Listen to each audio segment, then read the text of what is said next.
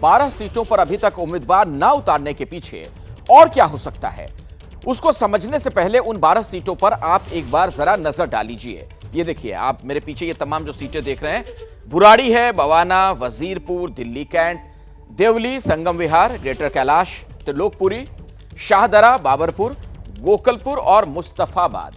तो आखिर समीकरण क्या है इसके पीछे? अगर ये सीटें होल्ड रखी गई हैं, उसके पीछे की वजह क्या है, हम आपको बताते हैं।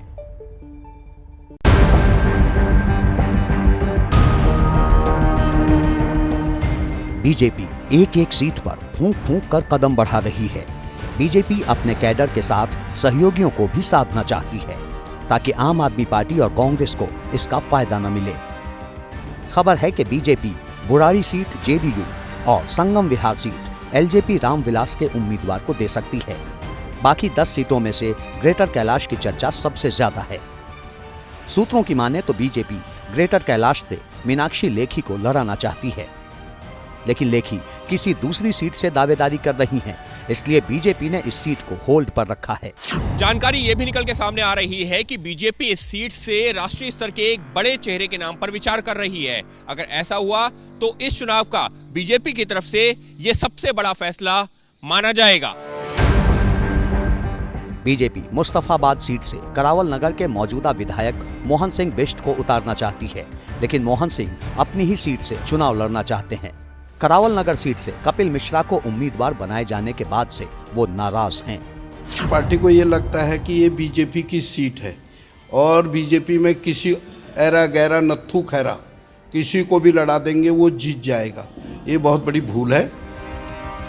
बाबरपुर सीट से आपके मंत्री गोपाल राय के खिलाफ मजबूत उम्मीदवार की तलाश है। गोकलपुर सीट पर जाटव समाज के वोटर की संख्या ज्यादा है। राज्य कोर कमेटी ने केंद्रीय चुनाव समिति को जिस नाम का प्रस्ताव भेजा था वो गैर जाटव है, इसीलिए गोकलपुर सीट पर अभी तक उम्मीदवार के नाम का ऐलान नहीं किया गया है। अभी मंथन जारी है।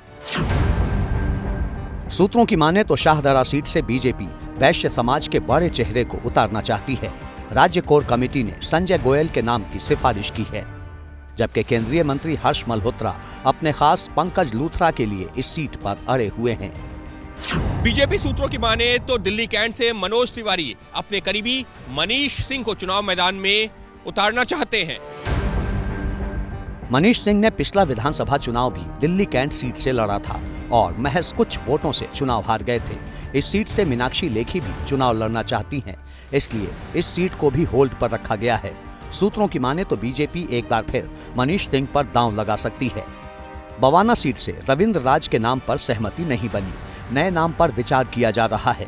त्रिलोकपुरी सीट पर आप से बीजेपी में शामिल हुए पूर्व विधायक मनोज कुमार के नाम पर चर्चा चल रही थी, लेकिन जारी 2 सूचियों में दूसरे दलों से आए लोगों को टिकट दिया जा चुका है। असंतोष को रोकने के लिए त्रिलोकपुरी सीट को होल्ड किया गया है। देवली सीट से दलित कार्यकर्ता राजकुमार चौटाला का नाम आगे है, लेकिन कुछ आपत्तियों की वजह से नाम का ऐलान नहीं हुआ। सूत्रों की माने तो वजीरपुर सीट पर पूनम भारद्वाज का नाम फाइनल किया गया था, लेकिन संगठन से जुड़े बड़े नेता बीजेपी के पूर्व अध्यक्ष रहे राम गर्ग के बेटे सतीश गर्ग को उतारना चाहते हैं। यही वजह है कि केंद्रीय चुनाव समिति ने वजीरपुर सीट को भी होल्ड कर दिया है।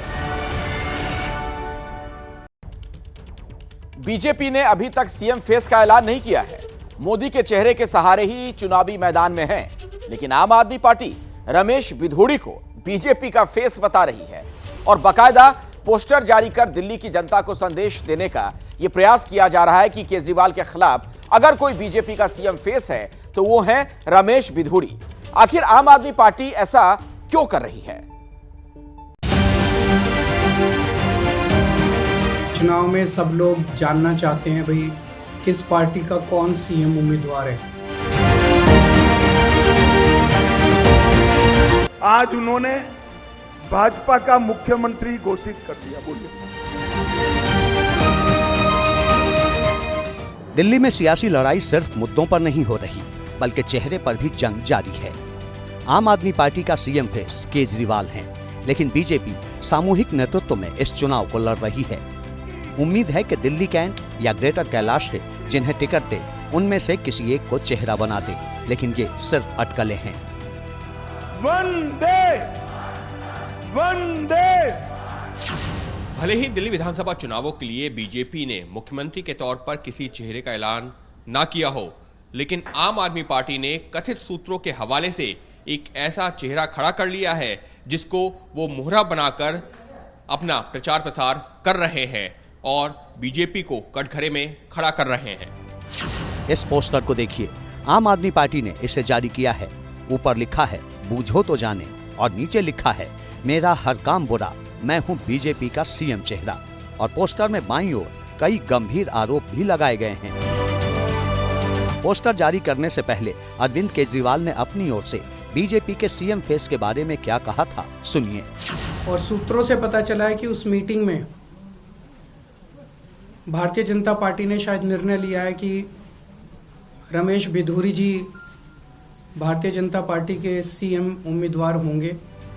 केजरीवाल को सूत्रों के हवाले से पता चला है कि बीजेपी का चेहरा रमेश बिधूरी हैं। दिल्ली की सीएम आतिशी भी यही दावा कर रही हैं।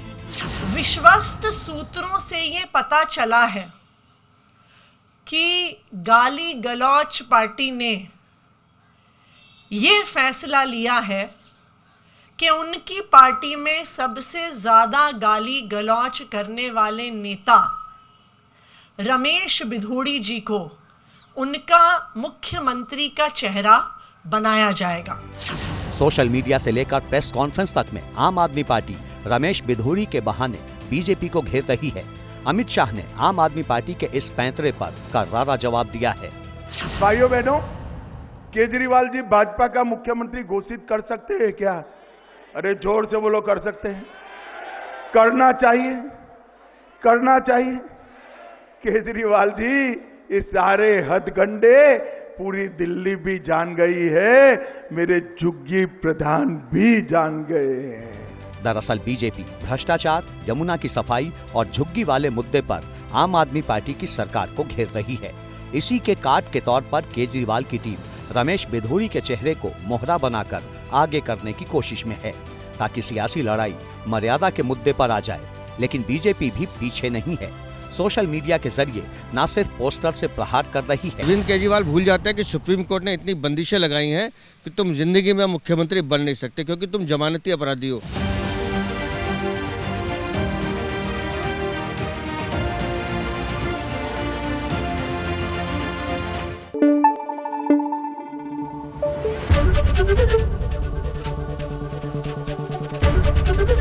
एबीपी न्यूज आपको रखे आगे।